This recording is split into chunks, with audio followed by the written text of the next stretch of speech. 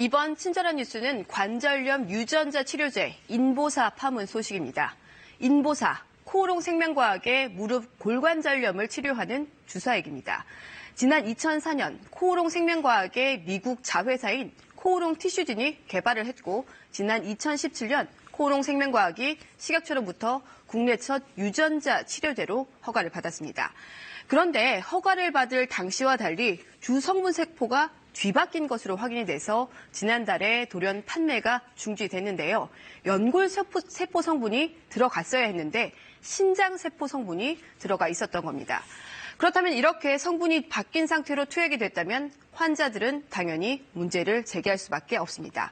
인보사가 국내에 노출된 시간은 1년여, 투약 환자는 무려 3,900여 명에 이를 것으로 추정이 되고 있습니다.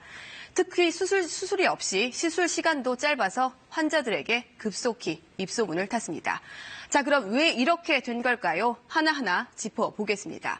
먼저 식약처의 대처 부분입니다. 지난 2017년 4월 허가 심사 당시 식약처의 회의록입니다.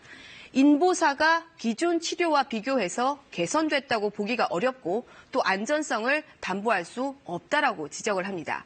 결국 인보사는 심의를 통과하지 못했는데 그런데 2달 뒤에 결과가 뒤집어져서 통과가 됐습니다.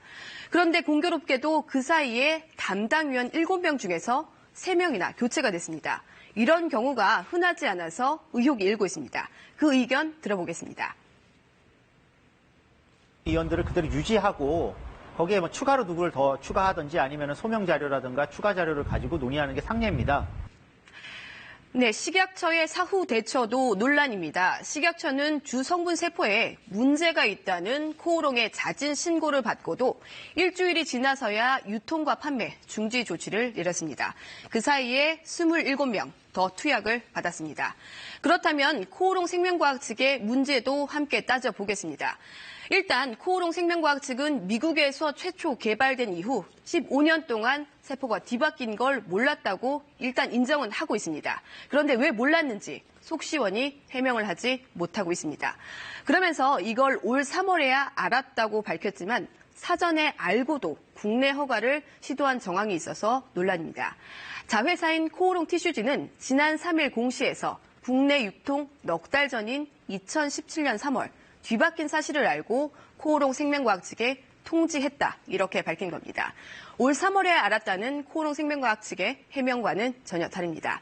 이런 논란 속에 일단 식약처는 투약한 환자를 향후 15년 동안 추적 조사하겠다고 했지만 이미 신뢰 땅에 떨어졌습니다. 큰 유해성이 없다는 공식 발표에도 환자들 불안 상당합니다. 일부에서는 암 유발 가능성까지도 언급이 되고 있습니다. 그 이야기입니다. 15년 동안 뭐 종양이 생기는지 안 생기는지 그거를 뭐 역추적을 하겠다 이랬는데 누구 하나 사람이라도 걸려야지 지금 적극적으로 나서는 건가요? 이 정부가 지금 이해가 안 갑니다. 네, 투약한 환자 3,900여 명 중 일부는 환자 단체를 구성해서 코오롱을 경찰에 고발하고 식약처의 대처 문제를 따져보기 위해서 감사원 감사를 요구하고 나섰습니다.